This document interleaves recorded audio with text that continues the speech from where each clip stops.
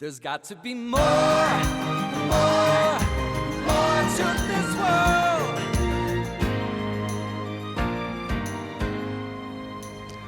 Good evening, friends, and welcome to Off the Record. I'm Lex De Azevedo, and I'm here with my good friend T.C. Christensen, no stranger to anybody who's seen any LDS films. T.C. has produced all of the best, right? 17 Miracles, Ephraim's Rescue, Cokeville Miracle. What else we got? Tell me. Love Kennedy. You and my mom are the nicest people I know, because that's the same kind of thing my mom would say. The best. The best, right. So what are there others? Those are the ones that I am most recently aware of. Yeah, last film was Love Kennedy. Mm-hmm. Now, have you done some things directly for the church? Yeah, really did quite a few years of doing church-sponsored films, and it was a great era. I really enjoyed that. When was that, and what films did you do? Well, so, a lot of smaller, like seminary films, and then really got Those aren't those film strips, was it? No, none of that. This is like movie talkies. That shows how old I am. I remember film strips. None of that. But really, the first one, Keith Merrill brought me in as the director of photography on Testaments, which was the big film to play at the Legacy Theater.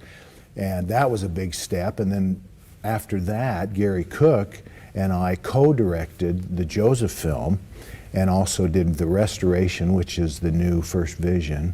And then we did Emma Smith, My Story, which was another big release theatrically and so forth. So it was that's been fun to get to do that as well. Well, you didn't just start at the top. You had to start somewhere. So let's go back in time. Where are you from, DC? I was born and raised in Layton. Layton? Yeah, just up the road there in Layton. It was a country town, 1953, and about 7,000 people living there. It was a great, great place to be raised. Were you born LDS? Were you born in church? Your folks were LDS? Yeah, my grandparents were converts on my dad's side. My mother's were like back to Noah or something, you know, they went forever. But yeah, so I was born in the church and have known nothing else. Really? So did you have any idea as a kid that you'd end up making movies? I decided in the 8th grade. I said, Really? I'm going to go after the movie stuff. And what did your parents think of that? Well, see, my family's all medical. My brothers are doctors or dentists. My sisters have been nurses and whatever. I have one brother that's followed me into this realm of the devil of movies. But the rest of them, all medical. And I really think when I said to my folks at the age of 13, you know what, I'm going to try to make movies. They were like, whoa, we've got a weird one here, Mother. this is I don't know how this is going to work. Because, you know, at that time, there was no freelance industry of film in Utah. Oh, no. How do you... There was no Utah film. No, how are you going to do that? How are you going to get your head around that? What are you going to do? You're just going to have to go to Hollywood, I guess, because that's all the idea there was. Where in reality, I came in at a great time because this business of film in Utah was a wave that came right as I got out of college, and I rode the wave. But it was a risk. Yeah, it's still a risk. Yeah, it's still a risk, that's right. Every day's a risk. Yeah. So were your parents supportive? They especially after they saw a few attempts, and that maybe they could see that maybe I could, you know, not be on welfare the whole time, that I could make a film that somebody would want to see. They have been terrific, very supportive. So how did you start? You know, I have to tell you, I think my first memory, one of my first memories for sure as a child, was being on my tricycle, age 3, and my dad filming me with a movie camera. And he said, "How old are you, Tommy?" And I tried to show him 3 fingers, and I couldn't quite get that one up, but I kind of gave him that. So my dad had this movie camera, and that was not very common in the 50s. And it just fascinated me. I didn't care at all about, you know, being in the home movies or whatever. I always wanted to know what's he doing and how does that work and why is there a light and why can't you just film with all those kind of things that really just kind of got me going. Now, the other side of that is, I told you my family's all medical. I realized I am not smart enough to be a doctor or a dentist or anything.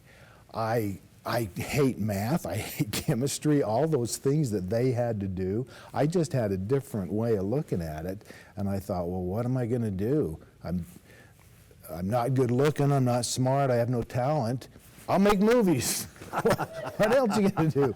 I've seen a lot of bad movies before, even at that age. I thought, I can do that.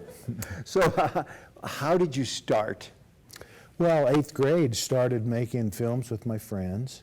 Just sneak my dad's camera. Now, that would have been Super 8 millimeter? Or? It was 8 millimeter. 8 millimeter. We didn't even have the Super. Really? We were regular. This is pre-video. Oh, way, way, way before, yeah. We're just gonna show our age. I'd take it out and I'd film my friends doing things and then kind of develop that into stories. And you know, really what was my big break was, at that time, we had a drive-in in Layton, the Davis Drive-In. And in between, it was always a double feature, and in between the shows, they would show a little local thing. Come to the snack bar. Support the First National Bank of Layton, you know, for all your banking needs.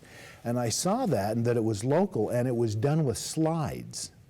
And I was 17 or 18, and I went and found who owned the Davis Drive-In, and I said, what did you pay for that? And he said, why do you want to know? I said, I can do it. I can do that same thing, and I'll do it on film instead of slides.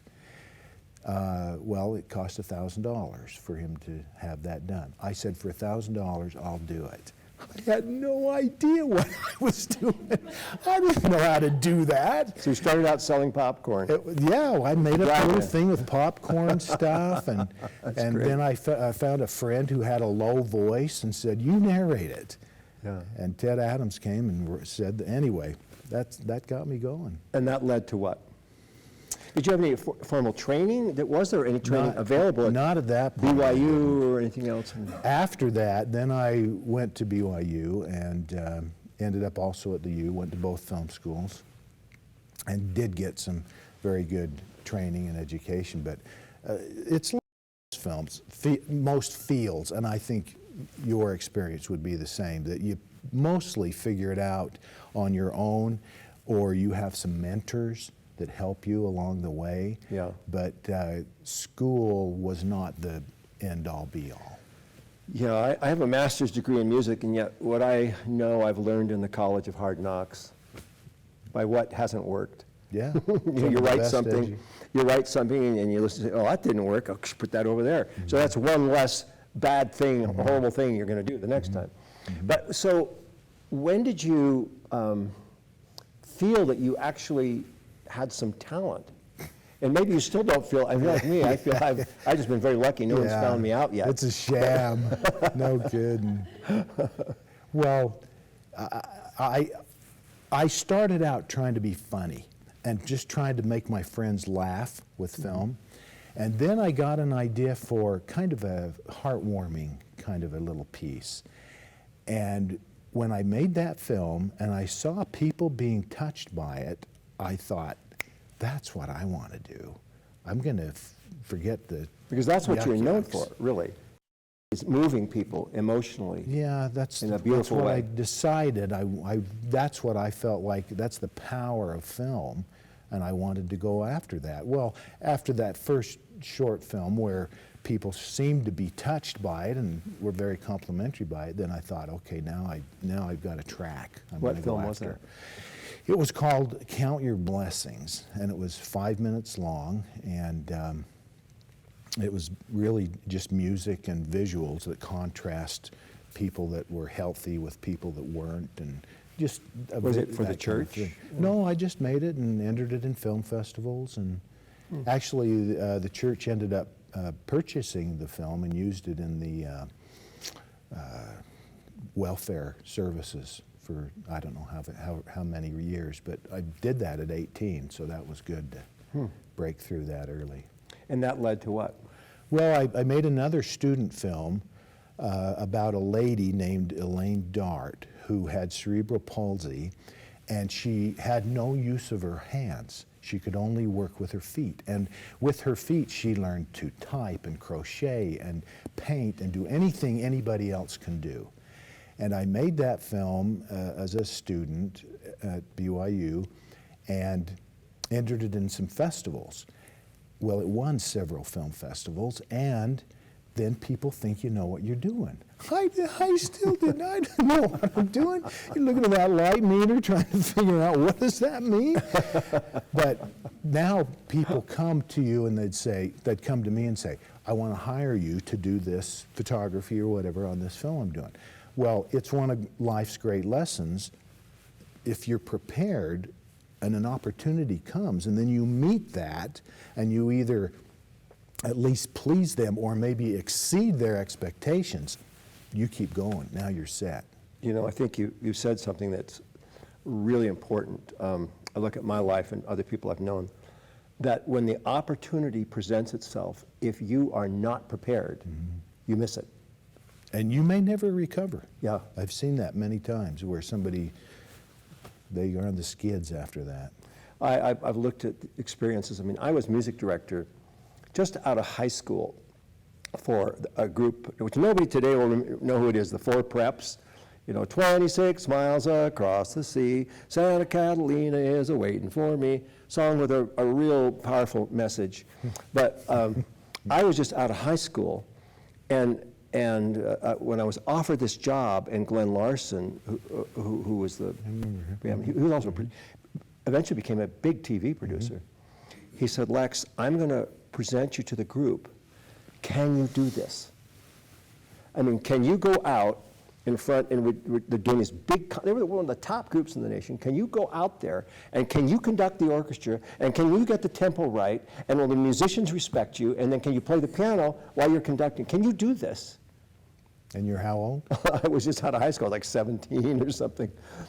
And I said, yes, I can, and I will, and I did. And that, that launched it. But being prepared is everything.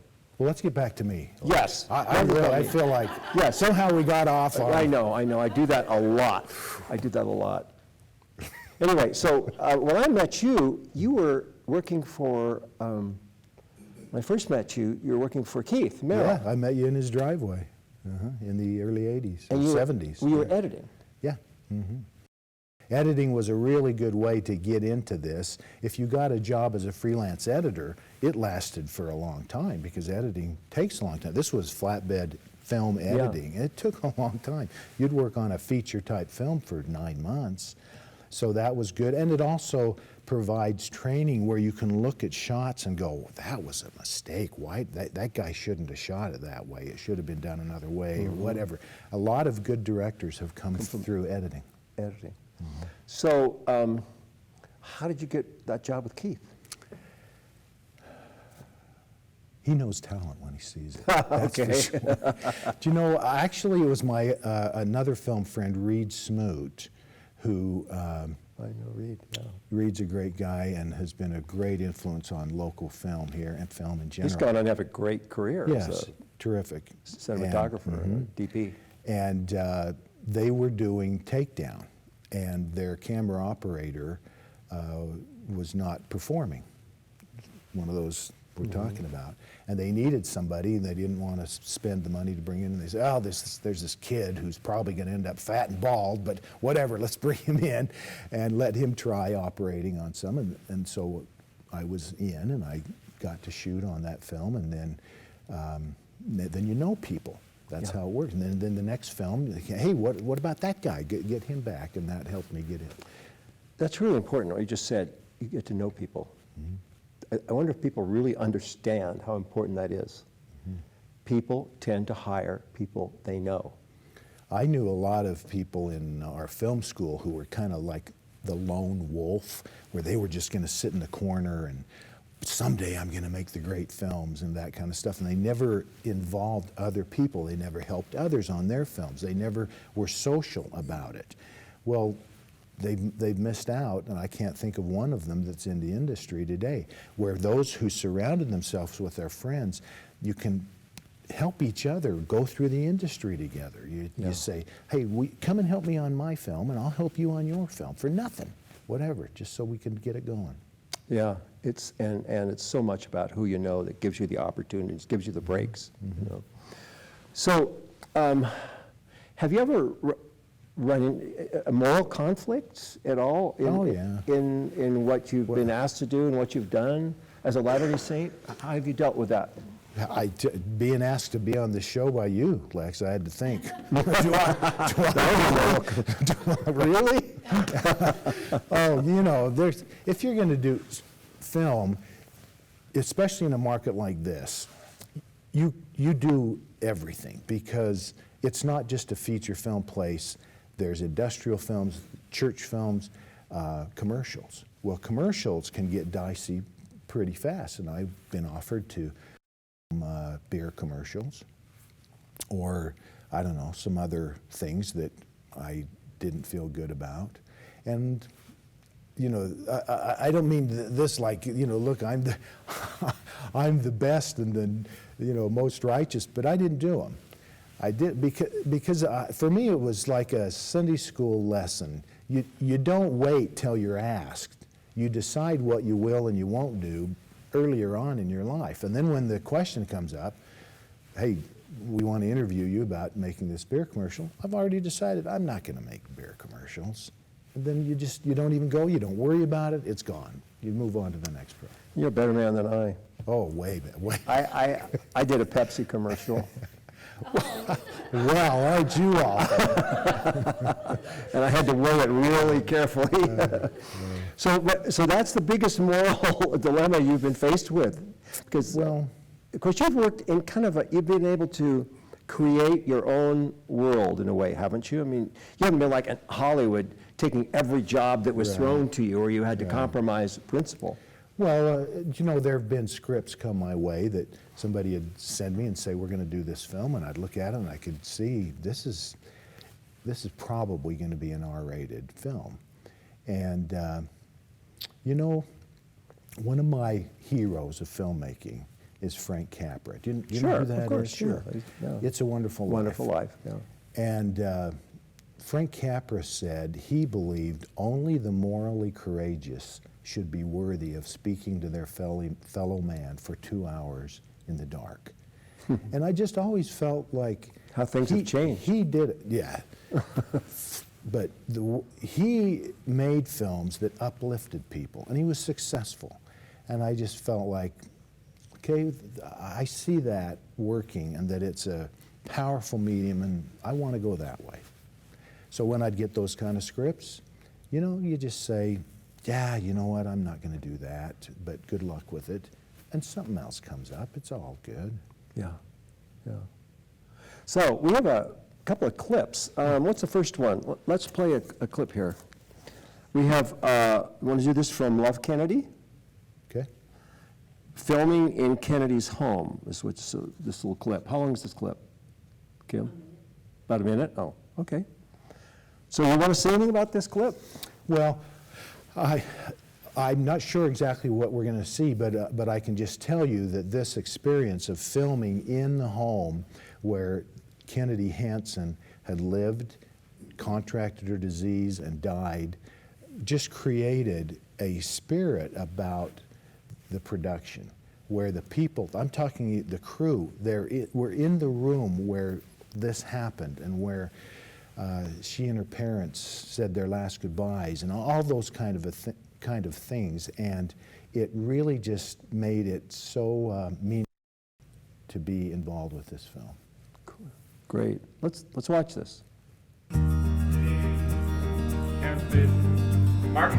I never imagined that we would get to this point of making a movie about Kennedy's life and her legacy, and I feel so honored as her mother to be able to share our story and Kennedy's story with the world.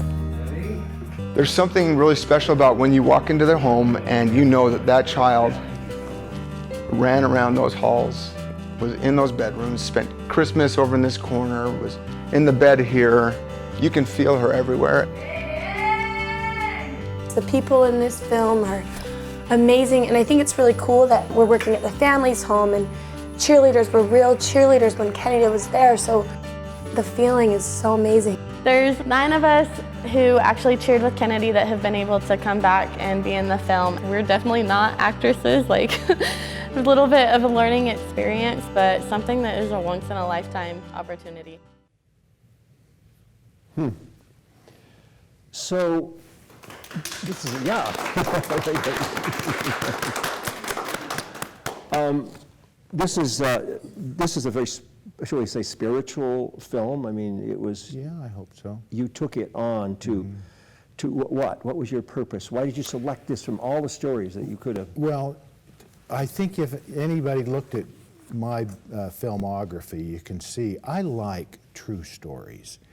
This story, if I just made up the story and said, well, it's about a girl that contracts this disease, and so, it might still be it might be a good film, might be, but knowing that it really happened and that those people really went through that, I just think adds something to the whole story and to the feeling of that you should get, I hope you get when you watch the film.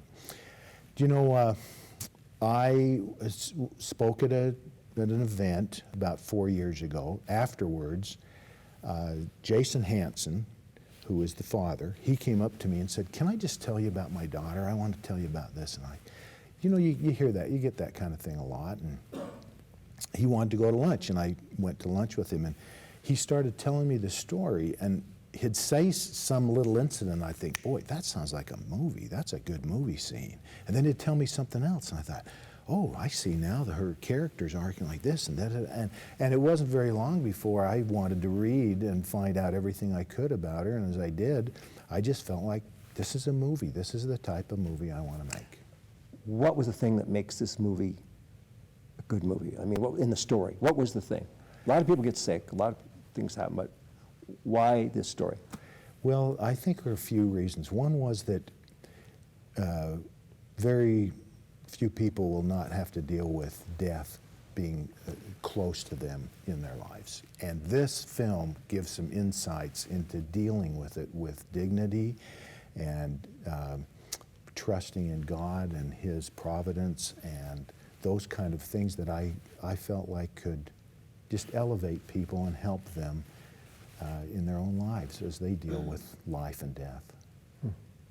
So for people that haven't been on a film set, may not realize that there's a crew. There's a lot of people doing a lot of mundane things while you're trying to pull something out of actors. How important is it to you, I'm going to use the word, I'm not even quite sure what this word means, the spirituality, the sensitivity, maybe is a better word, of the people that you hire? Your gaffers, you know, everybody that's there, that's working. Is that important? Well, I think for me, what's the highest level of importance is that I want to surround myself, when we're making these types of films especially, with good people who have a good heart. Now that doesn't mean that they are all, you know, in church every week and they're all paying their tithes and off. You know, it's not that at the first level. Really, I want them just to be good people. I have great movie friends who I would never classify as religious or spiritual or anything in that way, but I embrace them to be there because they're touched by these kind of stories and they want to be part of it. Good people with good hearts. They're just good people. But of course, I do worry about, I try not to have people that are too negative or skeptical because it permeates the set in some ways. I think when you feel like you're doing something very spiritual in front of the camera and you have a feeling of people behind you that are rolling their eyes. Yeah. I don't need that, I don't want it, and so I need that support. Making a film is maybe one of the most collaborative of all the arts. I mean, you look at a person making a painting, you make a painting. Often writing a song, you know, you write a song, you do it yourself. How do you select the people? I know you mentioned you want good people with good hearts, but they have such a huge impact on the final outcome. How do you have the same group of people you go back to, or you open to trying out new people? It's mostly years of experience, and you always get new. You know, you can, even though you say, here's my favorite group, in a freelance industry, you never get the same people every time. They're busy. Some of them have commitments. Some come and some go, and you learn sometimes, I'm not going to get that person the next time. And then other times you go, wow, that person was solid. I want them there every time. So it's just a matter of years and experience. So your most recent films, you have actually written. Yeah. Now let me say too, I don't do that because I think, oh, I'm the great writer or I'm the only one to. It's so difficult making independent films. You have to make them so cheaply that if I can save some money and your price is right as a writer. Yeah, and so I'll do it. Hey. So, but you wrote them. Yeah. You produced them. You directed them, and edit them, or you turned that over to your. My son. Your son. His price is right too. He owes you, right? For the braces and yeah. Boy, I'm looking pretty good here, aren't I? It's just a big nepotism outfit. No, so there's many other people involved, but I really do try. You have to keep the costs down, because if you don't, your chances of making money are so small. And the real problem with that isn't money. It's that means I don't get to make another film. Yeah. You're done. You're done. Yep.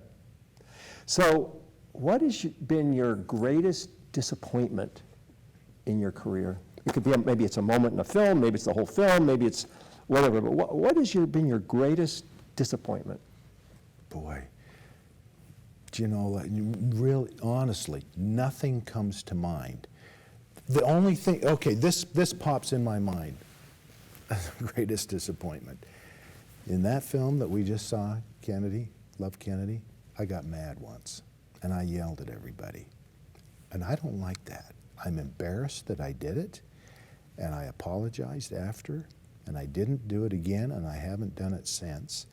But I just kind of lost it, and really? You know, yeah, I just kind of started yelling. Over what was this? Well, we were filming a football game, and we can't afford to bring in the whole stadium, people and kids and football team and all that. So we have to get it during the time that the game's going. And I was feeling like people weren't paying attention. And I only had about another 20 minutes to get 2 more scenes. And I just started, a jerk and yelling. I think I'm talking about something creatively. Is there anything, because, when you have a vision, when you start out with something, you have to have a vision of what it's going to be. Right? I mean, you just don't say, oh, let's see what this is going to turn out. You must have a vision, or how this scene is going to be, or this actor, this actress, or, or the impact of this film. Have you never been disappointed or let down? No, I'm glad you're pricking my conscience, because what I'll tell you about that is, early on in my career, a distributor convinced me to make a certain film because it was going to be so successful and make money and be in all ways successful. Well, I didn't really think it was that cool or great or whatever of an idea, but I launched off and took 6 months and made this film. And it laid there like a dead dog in the road. It's not a good film.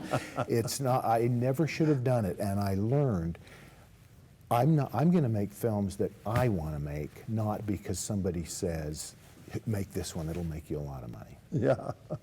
I came to the conclusion that what I do is important because I'm trading a day of my life for it, and I'll never get that day back. Yeah. So what has been your greatest surprise? I mean, have you ever had like a scene or something you thought, oh, this isn't going to be that good or whatever, and that it just turns out to be amazing? Well, what that makes me think to tell you is, when we made 17 Miracles, I didn't know if people were going to support that. There had been a couple of handcart films made not far distant future, and we're gambling our money and other people's money, and we're putting all of this effort into it, a year's worth at least of time. And when the day the film opened, I go out theater hopping. I always do that. I go to different theaters and just go in to see that the projection is good, that the sound is good, how many people are in the theaters, whatever. Well, I went to a theater that afternoon. It was like a 2 o'clock screening. And you know how theaters are mostly now, where you walk in and you're not immediately in the theater. You kind of have to walk up the aisle. Yeah, and then turn back. And the film was about half over. I walked in and I turned around where I could, and it was 80% full at a 2 o'clock showing on a weekday. And I about started crying, because then I felt like they're going to support us. It's going to work. They're coming. They're going to come. If they come to this, then they're going to come to Friday night and Saturday night. They're going to come. That was like just a moment for me. And then at that same screening, I go in and I don't watch it. I've seen the film. I've been through it 1,000 times at this point. I sit near the front and I turn back and I watch the crowd. And there's a moment at the end of that film where a young man who is crippled, Albert, has passed on. And his dream was that he wanted to get to Zion, and he wants to have a full, have his body. Well, in the script, I didn't have any ending of that story. He died and we went on, and as we got editing, I thought, I can't leave it like that. I've got to fulfill that dream of Albert's. And we figured out a way to do that. And when this last shot almost of the film comes on, and you see Albert, who is dead, and now he's come back and he's helping to push other people's carts in his full body. Wow. And you can tell it's him, it's his head, but now he's got his full body. As I'm sitting there turning around looking, this group of ladies just one row behind me, they didn't just cry. They put their heads down and they sobbed.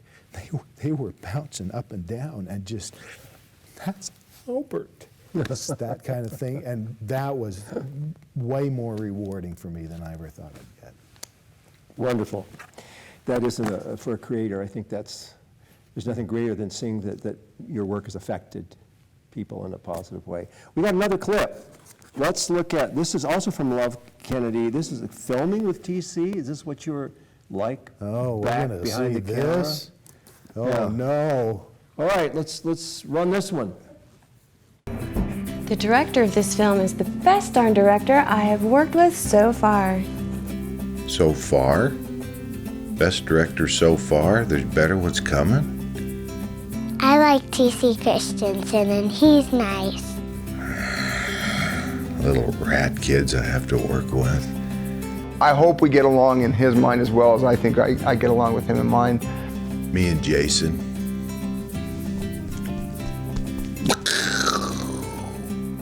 He has a really nice balance of knowing what he wants, and if he's getting what he wants, he lets you go. And he might even be interested in seeing where you think it should go, and then if he needs to tweak something, he will. If I just let Heather go off however she wants to.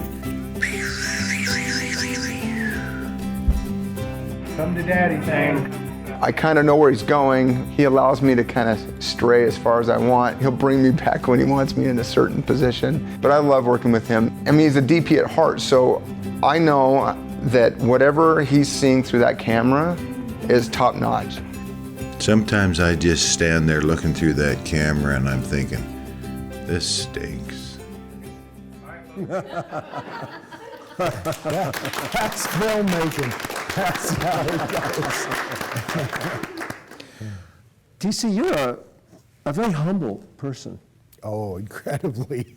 No, you are. I mean, you are rare in this business. The directors that I have worked with and the producers I've worked with, many of them are on such a huge ego trip that it makes life miserable for everybody.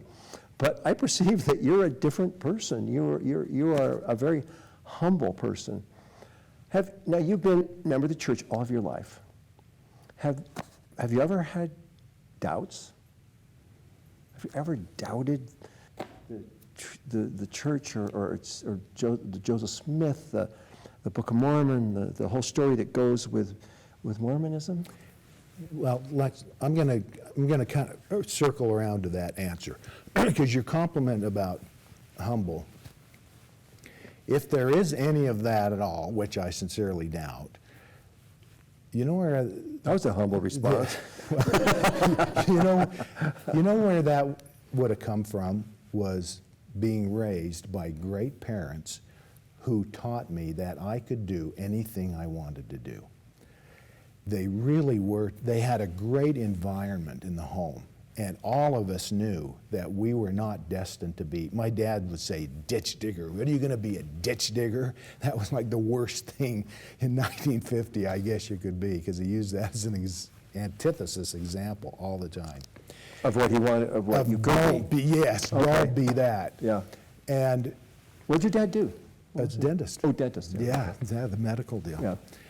So as a result of that, having confidence, I think, enables you to take pressure and have other people snip at you and all those kind of things, and you don't need to push back because there's an innate confidence. Mm-hmm. And I've worked with many film people too who are, as you were describing, makes a life miserable.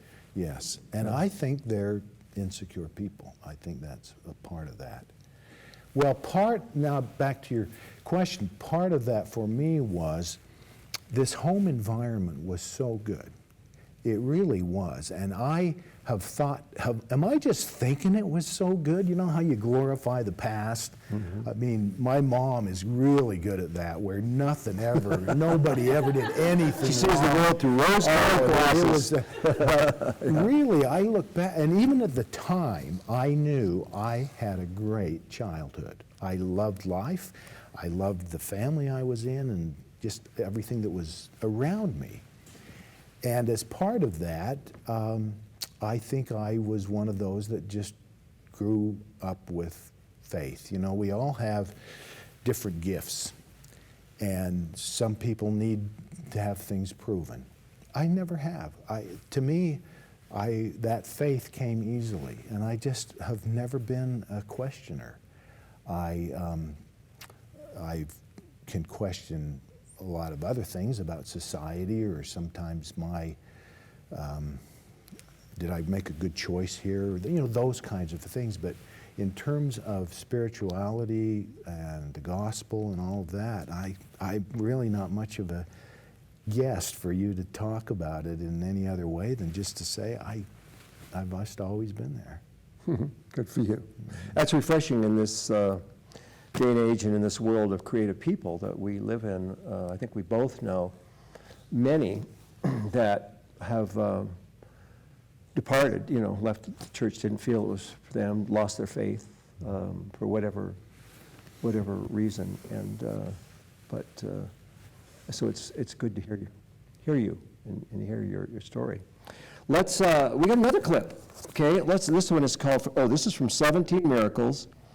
Leaving Sister Mella behind. Now, do you want to say something about this before or after? I want both. Okay, go. I'm taking both. The first thing I want anyone that sees this to know is that this lady, Marianne Meller, as they began the journey from England, within a few days, gave birth to twins.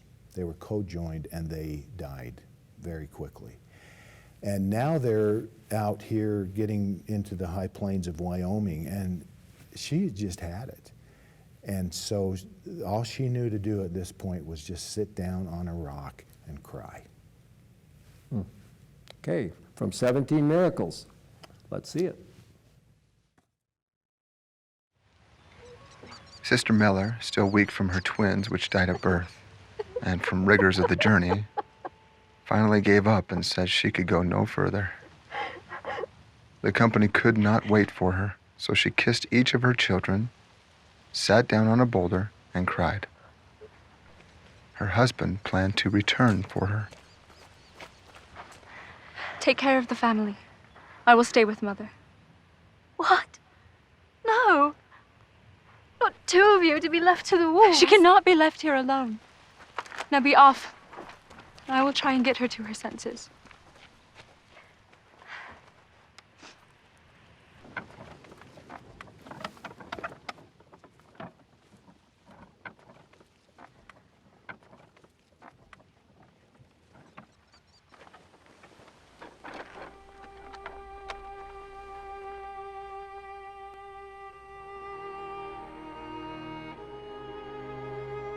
Dear God in heaven, please, please help her.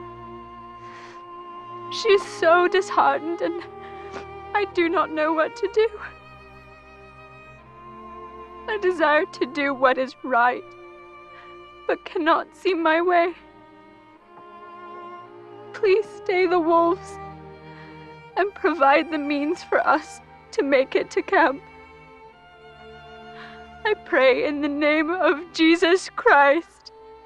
Amen.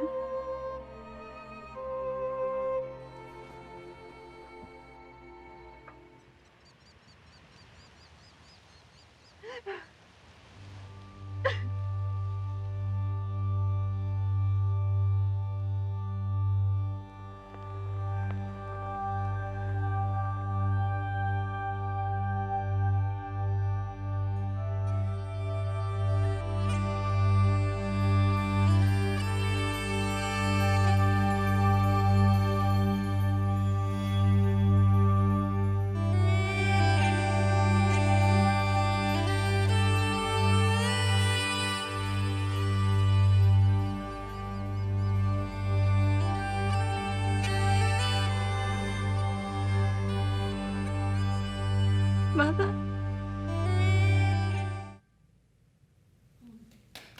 Wow. Wow. Okay. Well, I'm glad you chose that clip, Lex, because one thing that I had been taught by an educator is that one way to drive home a spiritual event is if you can tell something from the scriptures that supports a principle. In that case, I would say probably water into wine, kind of a thing, you know, food being. And then something in a more modern era where a similar thing happens. And then third, if there's something that's actually closer to your home and your heart, boy, those three really bam it. And the thing I have to tell every time I see that clip is I had a grandfather who was a missionary in the 1890s in the southern states. And that's no purse or script. These are men that are just sent out and see you later, you know. Well, he was hungry one morning, he and his companion walking down a little dirt road in Georgia. And as they walked along, he saw a pie off to the side of the road. And he started to run toward it, and his companion yelled, "Stop, don't touch it, it's poison, or it's been set out to trick us, or an animal or something." Well, my grandfather said, "Forget it, I'm eating it." And he went over and sat down and stuck his fingers in the pie and started eating this pie. Pretty soon his companion came, and they both sat there and had their only meal of the day was this pie that was there on the road. Only to find out weeks later that back here in Salt Lake, that very day, his mother had baked several pies, and she set them in the windowsill to cool, but when she came back, one of them was missing. It was the same type pie that my grandfather had on the side of that road. Those three things, you know, that I can line up and know, and it happened to them, and it happened with the Savior, and it happened to my grandfather. Those create it's just like an undeniable, okay, I'm with it, I'm all good for this. So you believe in miracles? Yeah. Yeah. Do you think that we see miracles today like that? Are these just miracles in the past when people had a harder time with life? Well, I do believe that crisis creates miracles. That's why we will never get over we'll always in film and story have a lot of depth and stories told about the Depression, because it was such a moment of crisis, as are world wars and other events like that will bring it out. And we don't tend to have that as much in our lives now. But yes, I feel like there's still miracles today, and people respond to those miracles. When we made 17 Miracles, the crew, who are supposed to read the script and know what you're filming, but don't, they'd show up, and after a few days of filming, they'd say, what miracle are we going to do today? Oh, there's 2 today. Oh, there's 2 today. We're going to film 2 miracles. Because that's really was, that point of that film was all of these great things that those people under hardship were blessed with. And I could see immediately, just from our crew and the rest of the cast, they respond to that, these kind of insights that show us God is involved with us in our lives, and He is aware of us, and He'll do things for us if we're worthy, and whoever knows what the criteria are, but they do happen. Yeah. Do we have any questions? Anybody here that, yes? So the movies we've seen tonight are very different from each other, and you have a variety of styles. How do you choose which ones you're going to produce yourself, other than them being true? Is she being heard, by the way? Was she heard on camera? Right, guys? Yeah, they're saying. Question is, how do you choose the stories that you want to tell? Well, you know what I do is I've kept a file since I was in college of story ideas. And if I hear something that I think is maybe worthy, and I put it into that file. And every once in a while I'll go back and refresh myself about that file. And what I'm deciding is, what is the very best story that I have in front of me right now? And is it worth spending a year and money and all of those things on and doing it? And so I've never set out to say, okay, it's time, I need to do a comedy. I need to do I don't have that thought process in my head at all. I just say, what's the best story? Because story is everything. With a film, you can have the best photography, the best lighting, the best special effects, whatever. But if it's not a story that touches people and makes them somehow want to get into the lives of those characters and be touched by them, I don't think it'll succeed. Are you saying that music can't make a film great? Oh man, I've stepped over the line now, haven't I? I don't believe it can. I don't believe it can. I've tried, and you cannot. A bad scene is a bad scene. But boy, isn't it help? Like you were saying, that it's such a collaborative art. To have good music in a film is just takes you beyond what the film could ever do by itself. Yeah, yeah. So are there any questions? Are we getting a Facebook? Oh, here's a question. This lady in front here. I just want to know if you were like touched or inspired for the Holy Ghost, because when I saw your film, it's so touching. It's we cannot stop crying, you know. Have you feel this spirit on you to make this film? Like, it's so beautiful. Do you feel you were inspired to make this film, or did you just make a choice? I think that most of filmmaking, like most of life, is a matter of hard work and putting in the time and the effort and trying to be smart about it. But if you stop and notice, there's always times where on our set, I'll look around and go, wow, something's just happened right there that was not planned, and it just came together or something, and I can attribute that to being blessed. So we're going to be wrapping this up here, but there's a couple of things I'd like you to address. Number one, is there such a thing as Mormon art? And in terms of films, what is it?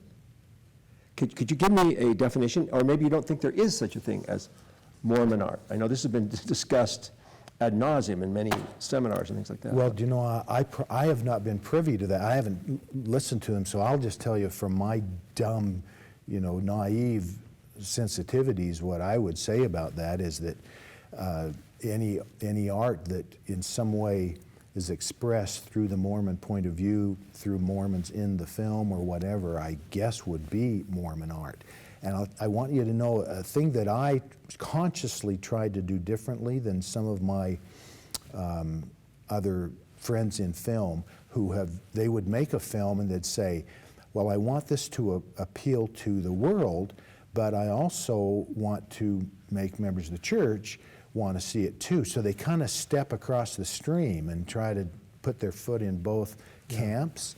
And so when I decided, it was 17 Miracles, and I said, I'm going to make this film, I said, forget, this is made for members of the church. They are who this is for, and I'm going to target it and make it so that I think they will respond to it. And I think that worked.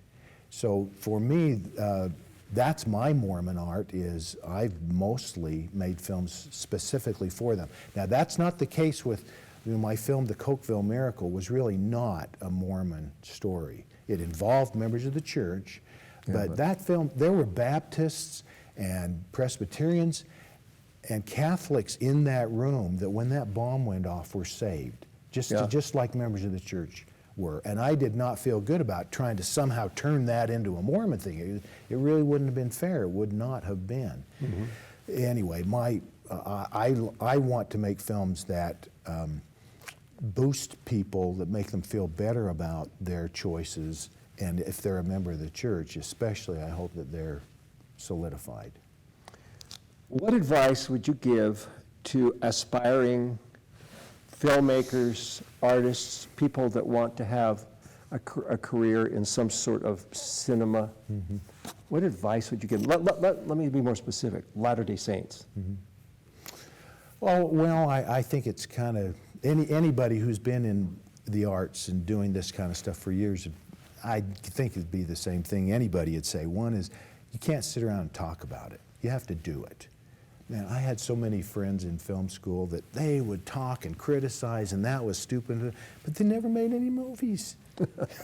You have to put it out there and make something. And it's scary because now it's in front of the world and they're all going to, tell you what a dork you are, and maybe you are. But that's the only way you move to the next level. You have to do it, not just talk about it. And I think the way to do that is you surround yourself with friends. You help each other, because it's a tough business, and you help each other like we were saying before, and then you go through the industry together. Mm-hmm. And if you'll do that, and don't just, you go to school, that's good. Go to school, learn what they have to teach you, but you got to learn on your own. You got to be finding books and reading them and looking on the internet at all these articles and be self-motivated, because it's a tough business, and if you're just kind of barely sticking your toe in, I don't think you're going to make it. Yeah. I would say that I believe in luck, and the harder I work, the more I have of it. The luckier you get, yeah. And the last question, TC, how would you like to be remembered? As skinny and handsome. Come on, I'm expecting something deeper than that. Well, that's, oh gosh, I don't know, to be remembered. I'll just tell you how I approach it. That in the mode that I'm in now and have been in for quite a few years, I get to make a new movie, a feature film every other year. That's the kind of the track I'm on, because it takes that long and it takes that much thought and so forth. And guess what? I choose it. I choose what I want to make, and I make it the way I want to make it, and I don't have a boss. Mm-hmm. Nobody's telling me, oh, you got to do this, and we don't like that, and shorten that. It doesn't get any better than that, I just love my life, and I love that I'm in a position now where I get to do what I want to do. I spent most of my career filming things for other people, and now at this stage, I just decided, I'm going to be dead. I want to do what I want to do. And so far, it's all working out. T.C. Christensen, thank you so much. You've been, You've been watching Off the Record. I'm Lex De Azevedo, and we've had a wonderful hour with T.C. Christensen, a brilliant filmmaker. Thank you, T.C., and may you make many more films. Yes. Thanks, man. Thanks, Lex. Thanks for having me. There's got to be more, more.